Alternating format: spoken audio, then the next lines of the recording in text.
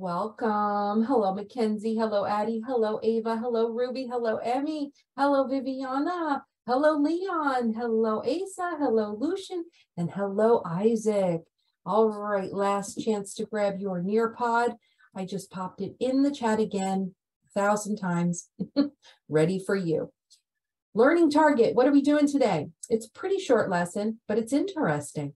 We're going to explore the ways the daily life of people living in colonial America changed over time. And I can't wait to get to the next lesson because my family experienced the importance of Ellis Island and the Statue of Liberty. That's what we're going to do next. So for today, we're going to learn about how the lives of colonial Americans have changed over time and what caused those changes and how did it happen and who helped them. How much do you already know? Hi, Ava. How much do you already know? Go ahead and click on an answer. How much do you already know about the lives and conditions of the early American settlers? Some of you have already done the module lessons. So A, you know a lot and can explain. B, need a little more practice. C, help. I need instruction and support. Oh, here come the answers. Yes. Ooh, look at all those people being honest. I love the honesty. Helps me understand what I need to review, teach, and go over. Thank you, pups. Okay, here we go. Let's do the next one. On the next slide, we're going to review what we already learned in a previous lesson about Native American homes and their living conditions. Can everybody say longhouse? Yeah. Think about what the first explorers thought. Can you imagine? It's like you go to a brand new place that you've never seen before. How did those people live? How did those people survive? Can you imagine what the explorers thought when they first stepped off the boat and saw the different types of homes and living conditions for the Native Americans? Did they think it was very different? Let's see. All right, guys. We have causes and effects. We've done this. This is just a quick review. Hi, Mackenzie. Can you see this? You didn't share your screen. I don't see anything. I just see like the code. Gotcha. And this guy. Thank you. Okay, back to it. Oh, thank you so much. All right, causes and effects. Causes. Teepees were easy for Native Americans to build, so they lived in places a long period of time after building longhouses, or they easily moved from place to place, or wigwams took a whole day to build. Teepees were super easy, weren't they? Let's try the last one. It took a lot of time, long time, for the Native Americans to build longhouses. So what was the effect? They lived in that place for a long period of time after building a longhouse, or wigwams took a whole day to build? Which one do you think it is? We have our cause and effect. This is, once again, a quick review of what you've learned about Native American homes and, you know, how they lived their lives. It's very different than what we experience today in some ways. Some of us do move around a lot. Raise your hand if you've ever moved houses before. Yeah? Do you pick up your house and move it with you? Or do you just move into a new place?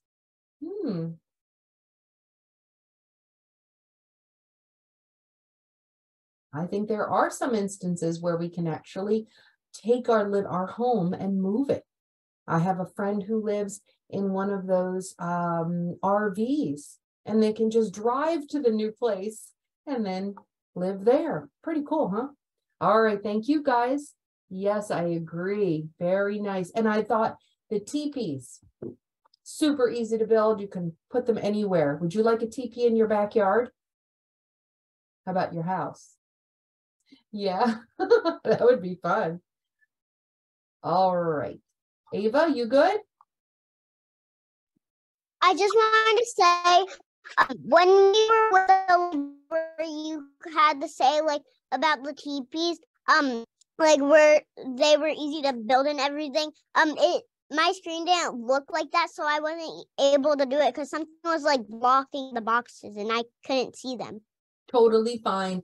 We're going to have a few technology issues today because it's Monday and I think everything's just finally waking up. So no worries, okay? All right, guys, watch this quick video about the winds of change. And I want you to consider, remember what our focus is today is to understand how American lives changed for the early American settlers, the explorers that decided to live here. How did things change and why? Okay, ready? It's a beautiful video.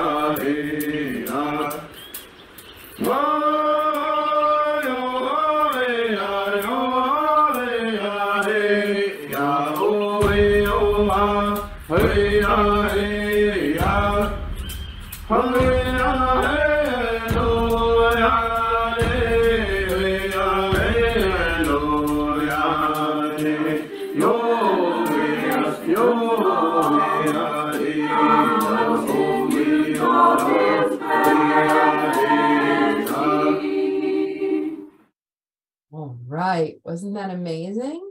Yeah. On the next slide, I would like you to share your thoughts on, get ready for it, thinking. Remember, it's still waking up. Need some breakfast. What was life like for the very first set of explorers that stepped off of their boat?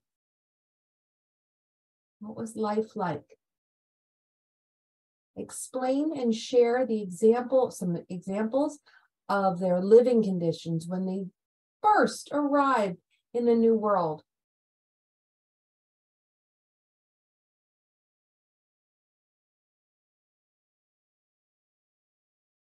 Tell me what you know about I said I didn't get to finish the video. Please don't unmute. I saw it. It's okay. It was a short video. Please share with me something that you learned about, yes, about their living conditions when they first stepped off their boat. It was cold, says Emmy. Yeah, it was definitely cold. Did they have homes? It was hard for them. Very nice, Ruby. It was snowing. Yep. Well, in some seasons it was snowing, Ava. You're right. And then in other seasons it was blizzard, wasn't it? Guess it depends on the season.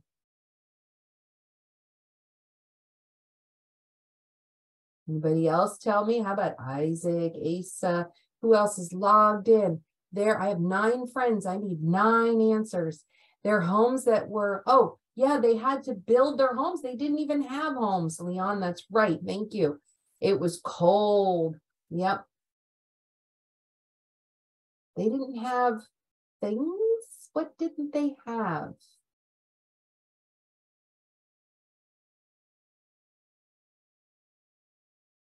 I had to learn to do things differently. Why was that? Let's see. I'm looking for an answer from How about Viviana, Lucian, Isaac, Asa, who else am I waiting for? Miss Ruby. No, I got Ruby's. Thank you, Ruby. Who else? Who else? What was life like for them? Oh, wow. Look at Mackenzie's picture. Yes, it was very cold. They didn't have homes. Yes, Isaac, very good. You know what they didn't have? They didn't have food. Only what they brought over from Spain or England or one of those countries that they arrived from, right, guys? They only had what they brought. So they had to learn to, yeah, they did. That's right. What happens when they start running out? Oh dear. Okay, so we determined that life was very harsh for those very first explorers. They didn't even have a house to live in. Now, they had to learn and accept some help. Who did they get help from? Who did they get help from, guys? Anybody know? Raise your hand and tell me who they got help from. Ava? The animals, so they could have food to eat them. Yep. Who taught them how to catch or hunt the animals? They just like go like to in wigwams, the longhouses. They stay there, and that's their home, and they built it. And also in the teepee, they stay there when they're hunting, and then they like find animals like in snow and like in like deserts and stuff like that. Wasn't there a group of people that were already living on the land that came to help? Addie? Native Americans. Ava, do you agree? Native Americans were the ones that came to help? Yeah. So what's one way that they could help? They could teach them. They could give them things, which started to develop trade. Emmy says trade. That's right. They learned to trade. Native Americans have been trading with other tribes and members for a long time. They were used to giving their objects, items, things that they created or built to trade for other things, other goods that they needed. So trade means to exchange something for something else. What did the explorers have to trade? They came on the boat. They didn't have a whole lot, did they? But they thought maybe the Native Americans would want to have some of their things, and then they could trade them for the food and fur that they needed to stay warm. Draw a line to trade some goods. You are trading for the goods that you need to survive. So let's see, I see that Ava traded, it looks like utensils, knives for some animal skin or maybe meat. Yes, very good. That's great, Ava. And how about Isaac? Ooh, how about Asa? Ooh, Asa's going to do lots of trade. He's going to trade what looks like, what is that, a pan? For maybe some, it's like some fur for a hat. What do you think? Is that a good trade, Asa? Is that a nice fair trade? I think so too. Let's see what Ruby's going to trade. Oh, I like it. She's going to trade some tools for some beaver skin. Very good. Oh, I love it. How about, where's Lucian? Here's Lucian's. Oh, Lucian says he's going to trade some, looks like blankets or textiles for some animal skin and deer meat. Love it. That's a great way to show that not only that you have something to trade and can trade for something that you need, some goods that you need, but also to show good faith and be fair, right? You're not just going to take their food, you're going to give them something in exchange. And that's what trading is. They found it to be so successful that they started trading a lot. And they would set up trading posts. This is a website. I'm not going to read a whole lot of this, but I did want to show you some objects that they discovered that were used in the trade routes, in the trade efforts that they had. So let's see. Can you see it? It's popping up right now. Can you see it coming up? Yes. If I scroll to the bottom, here are some artifacts that they found that were used by both Native Americans and the early American settlers, the colonists. So we have fish hooks. This is a pendant. They took, you know what? It's really cool. I have to read the pendant one. You know what a pendant is on a necklace? It was cut from metal that the explorers gave the Native Americans. So they took this metal and they cut it and made it into jewelry. Isn't that neat? They could roll it into beads or any type of, I don't know, any type of little textile or what did they say it was? Pendant or, yep, glass beads. They even did glass beads. That's so cool. All right, guys. So let me get back to our Nearpod. Okay, can you get to this part? Or at the little trading posts. Can you see it? Okay, listen carefully before you start writing. Trading posts. That's like a little store. A trading post became really popular along the route that they traveled. The explorers kept traveling, right? And they would set up these little trading posts where they could trade with other explorers or Native Americans. And these were very helpful for them. Can you think of what you would say to the people that continue to come over, the new explorers, the new colonists that are arriving in the boats? What would you tell them to bring so we could trade with the Native Americans or other settlers? So think about some objects or items, things that would be very, very good and fair to trade for fur, food, grain, vegetables. So you're writing a letter home or a list.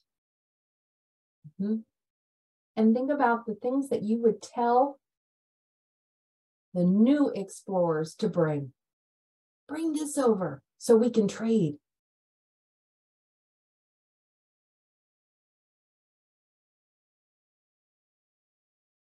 Fish. Ooh. Ooh. Bring some string. Bring some rope. Bring some, what would be good? What do you think the Native Americans would love to have? More metal? What about glass, Leon? What about, what about like pottery, plates? Look around your home. What would you bring to trade? How about shoes? Bring shoes. The Native Americans would love to see what our shoes look like. Maybe they want to wear them.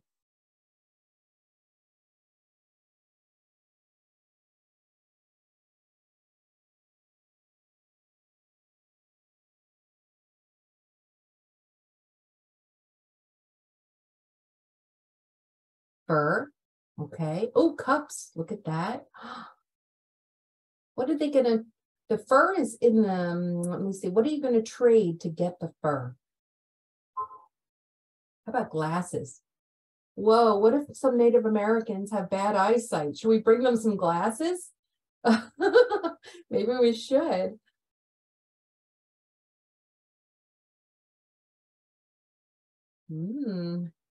Oh, wow. Leon, let's see what Leon wrote.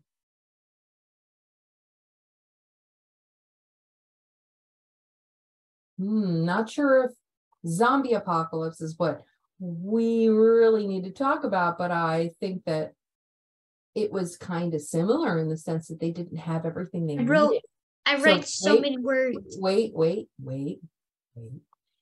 Think about what you would tell your relatives and friends to bring over from the old world to the new world so we could trade. Ruby says beads. Yeah. Spoons, pots, beads, and stickers. Very good, Emmy. Where's Addie's? Fit furs, blankets. How about some fishing equipment? How about that? Baskets. What else could we bring? Boxes, containers. How about stuff to make fires? You know, the old world where they came from, they had a lot of things that they already used, and they had blacksmiths, people that created things out of metal. They had glass. I don't think the New World had glass yet. They probably would love to see it. And then they could make their beads or whatever they would like to make. All right, pups. You know what else I was thinking about? In the old world, they used carriages and horses to take them around. And there was all sorts of equipment, saddles and wheels and all sorts of things that they used. Could they bring those over? Would the Native Americans who've never seen that before like to see that? Interesting. Would they trade some of those objects and items? All right. Now, over time, before I press play, colonial America started to change with the help and assistance of the Native Americans and the hard work that they put into it. Their lives changed over time, didn't it? Look around right now at your home. Things have changed a lot since the first American explorers came over and set up their wigwams. By the way, you don't live in a wigwam anymore, do you? So change was good for them. They learned how to adapt and flourish. Flourish means they did better. Okay, so let's see what would happen over time. Their lives improved. Okay, let's watch. Learn a little bit more. If You Lived in Colonial Times by Anne McGovern, illustrated by June Atani. This is part 1 of a video series, If You Lived in Colonial Times. In this video, the following questions will be answered. When were colonial times? What did colonial people look like? Where did people buy their clothes? Was there a special time for making clothes? How did they wear their hair? When were colonial times? Colonial times were a long time ago. Colonial times began about 70 years after Columbus discovered America. They began when some settlers came from Spain to live in a colony in America. That was in the year 1565. Colonial times ended when the 13 English colonies became the United States. That was in the year 1776. This book does not tell about all the years that made up colonial times. It does not tell about all the 13 colonies. Look at the timeline at the bottom of the page. The part that is in color shows the years this book is about. Look at the map. The part that is in color is New England. This book is about life in the New England colonies. What was it like to live then?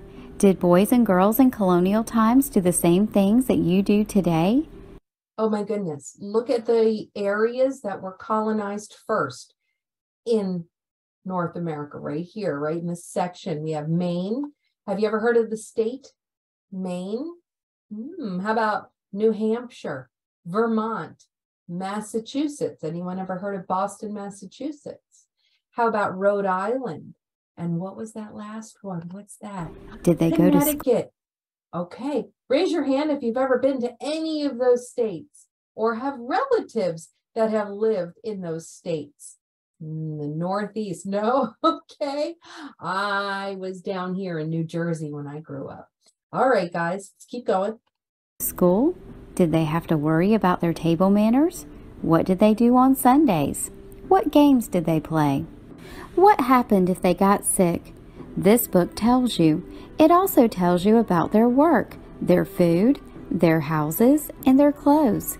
This book will help you imagine what it was like to be a girl or a boy in colonial days. The New England colonies later became the states of Connecticut, Rhode Island. If you lived in colonial days, you would look the same as you do now. What? But you would wear your hair in a different way. Oh, yeah. And your clothes would be different too.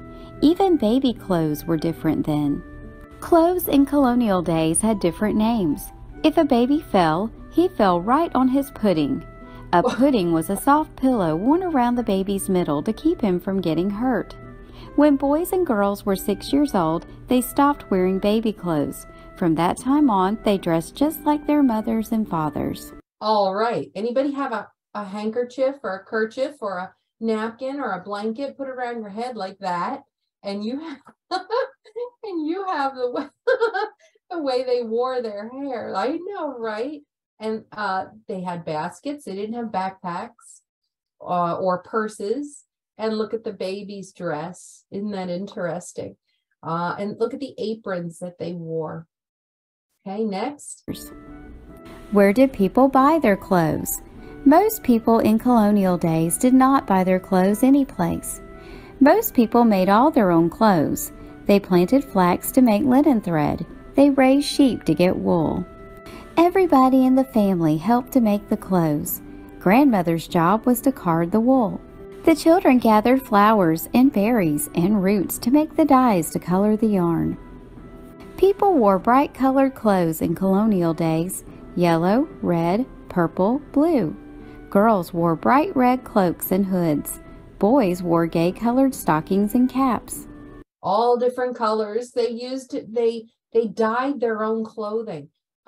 Ask your family later on today if you have any fabric that's made of wool from sheep, and ask to feel it and see what they kind of like, what it felt like for them to wear those warm clothes. Girls and boys went to the woods and brought home armfuls of goldenrod and birch bark to make yellow dye, pokeberry to make red, iris to make purple, logwood to make blue. The dye was boiled in the biggest pot in the house. The children stirred the dye with a long stick so it wouldn't get lumpy. Girls and women worked at the spinning wheel. Girls learned to spin when they were 6 years old. Younger sisters helped too. They learned how to knit as soon as they could hold a pair of knitting needles. Girls of 4 could knit stockings and caps. Boys and men did their share of work. Their job was to weave cloth on a loom. Then the women took the cloth and made clothes for the whole family. All the sewing was done by hand. Anybody here have a family member who sews clothing or anything in their house? Yeah, I used to sew. I sewed curtains and clothing long time ago. That's what they had to do. But imagine, take it one step further. They had to make the fabric first. They didn't go to the fabric store and buy fabric. They had to make it and weave it. Was there a special time for making clothes? Well, let's skip that. The time for making clothes was all the time. They brought their hair covered all the time, they wear their even hair? in the house. They wore hats and How about hoods that or hat? kerchiefs.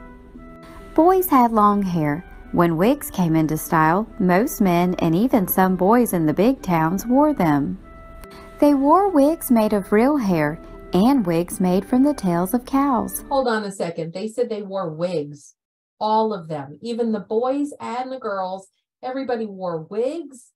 Would you like to wear a wig? Could you imagine everybody wearing wigs?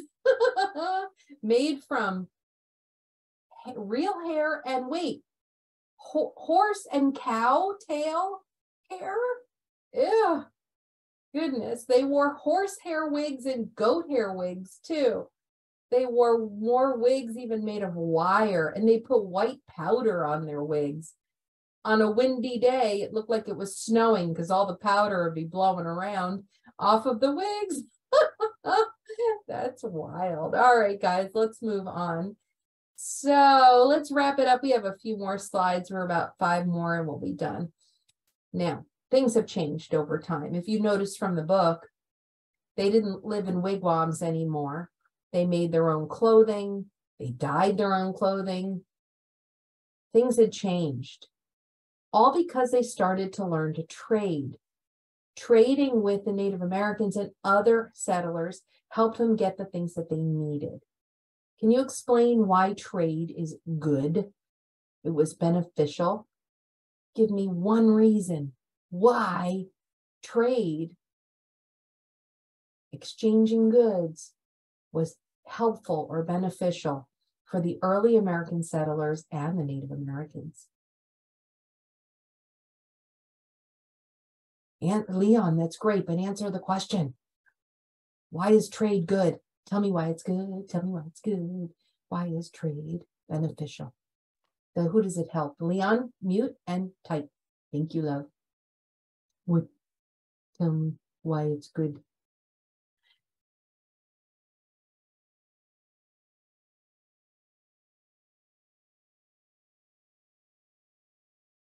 Yes, Emmy, they get something and you get something. Very good. Yeah, you get things. Are they things you need? Yes. Isaac says yes. They are able to get the things they need to survive. Excellent. Leon, they trade. I bet they traded clothes. What do you think about and maybe they traded the fabrics and the textiles and the clothes too. Trade was super helpful.